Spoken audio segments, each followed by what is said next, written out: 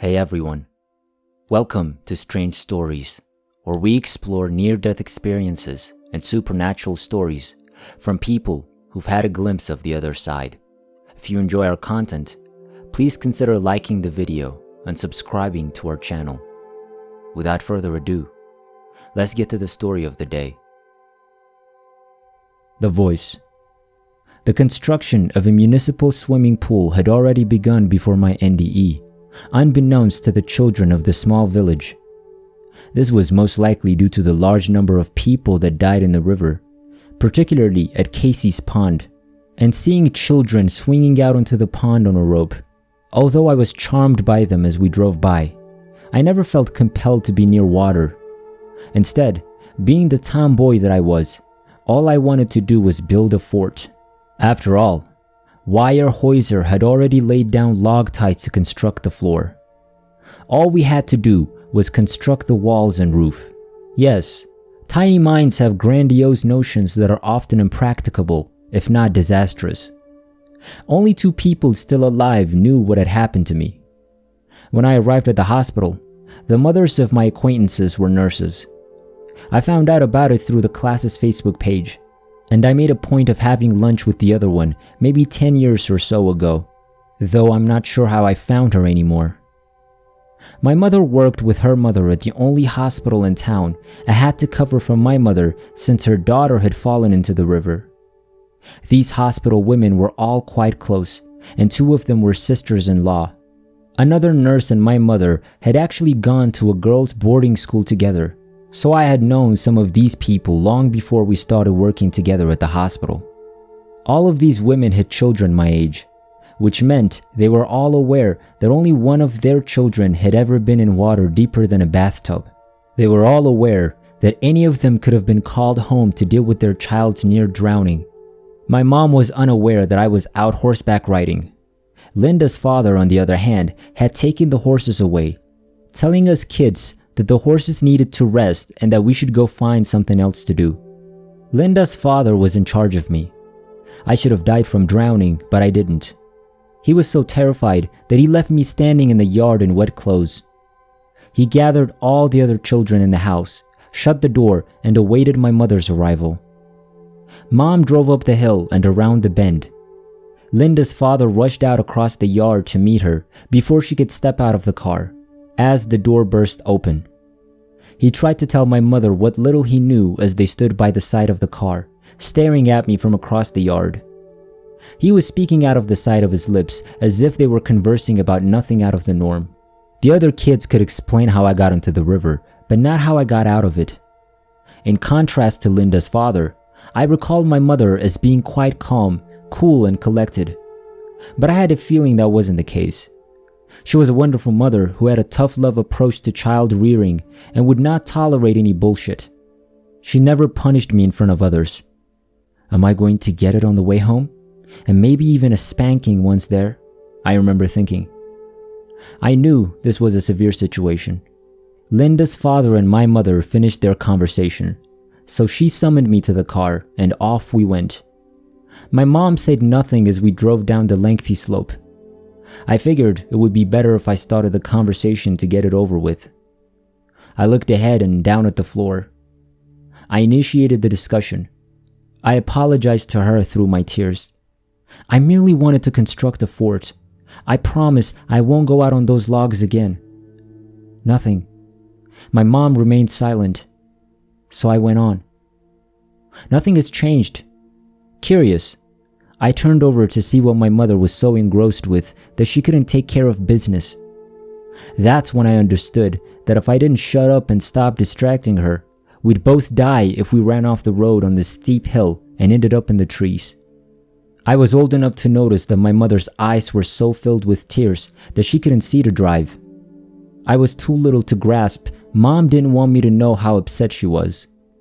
She couldn't speak since her voice was cracking and exposing that she was crying. I was also too little to know that my mother had plenty of time to contemplate the river and lament my ordeal. She could see me coughing, gagging, getting water up my nose and my mouth, battling for air, and so on. However, none of this has occurred. That's why I was eager to forget the whole thing and return to horseback riding. The rest of the ride home was peaceful. I was expecting my mother, who had given me the only 2 spankings I'd ever received, to have my stepfather handle this matter. This would be his first spanking of me. Nothing was stated about what transpired that day when my stepfather arrived home that night. No adult had ever asked me how I got back to the logs from the middle of the river, or how I wound up back on these massive logs that I'd fallen off of. The next miracle occurred approximately 4 years later, although it would be many, many years later before I realized why Linda's father was acting so strangely that day. I was only a child at the time, so everything seemed totally natural to me. Maybe I missed the miracle of being carried from where I'd fallen into the river to the logs I tumbled off of. Maybe I missed the wonder of being tossed back onto the logs by the seat of my pants. But I didn't lose out on the wonder of communicating beneath water. And I knew who was speaking to me underwater that day because I'd taken catechism lessons, and I knew who God was because he could perform miracles. As a result, I reasoned that I knew who was speaking to me. Falling into the river, I reasoned, was an emergency. But God doesn't just show up to talk to people for no reason. So there was no reason for Linda's father to remove me from the other children and leave me standing in the yard, sopping wet, until my mother came. Linda's father, on the other hand, saw right once that the only person who could swim was my trusty dog, who accompanied me everywhere. While the dog was poised on the edge of the logs, ready to follow me into the river, he didn't pull me out of the river and back onto the logs I'd fallen off of.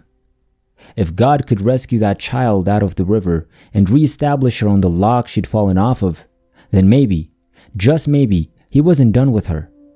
Maybe he'll show up again. Just in case, he had moved everyone out of the way to make room for me. He wanted to make sure no one got in the way till my mother arrived and took command. That was the actual reason my mom needed to come home right away.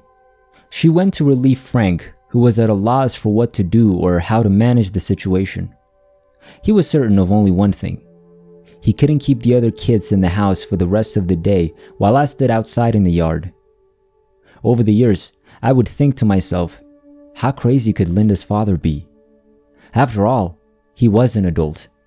The thought of God appearing to a youngster was almost as ludicrous as my belief that we kids could build a fort out of wire hawser log ties. A drowning child is an emergency. That's a start. But God does not appear out of nowhere to converse to mankind. Linda's father, on the other hand, had been correct all along. He knew right away that they should have been dragging the river for a body, despite having 40 plus years on me. He could tell something was wrong with this photo. I, on the other hand, never made the connection from A to B to C until I was compelled to do so as an adult. I had to go back and connect life-saving miracles 1 and 2 with miracle 3 and all that had happened in between. I guess when you have this heavenly experience at such a young age, you just get used to God coming in and out of your life, that you believe something similar is going on with everyone else. Linda's father had been correct in his suspicion. The voice returned 4 years later. 3 different doctors were trying to figure out why the voice had returned years later. 3 separate doctors were attempting to determine why I had gone unconscious and crashed face first into the floor. It would be another 40 plus years before I discovered that the voice had changed.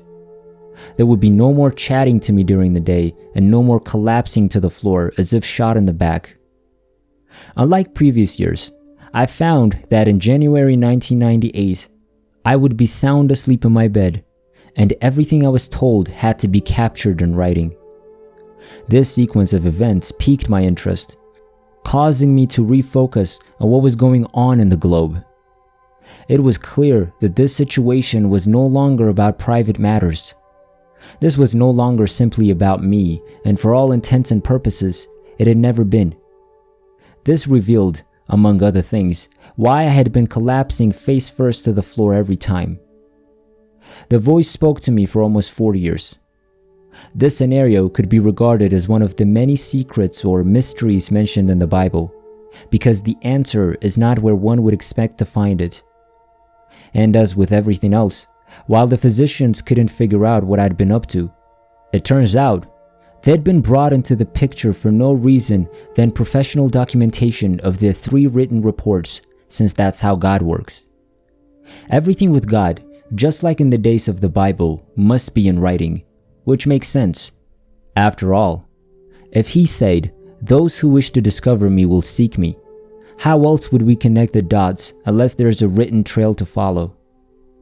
Today, there are many NDEs to investigate, with more doctors and scientists joining in and lending scientific credibility to NDEs. And while most people are well aware of how the devil exploits the internet, more and more people are beginning to learn, as is God. Are the computer's days just a coincidence? No. There's no such thing as a coincidence with God. Just as there's no time element, it's just a prelude to an explanation.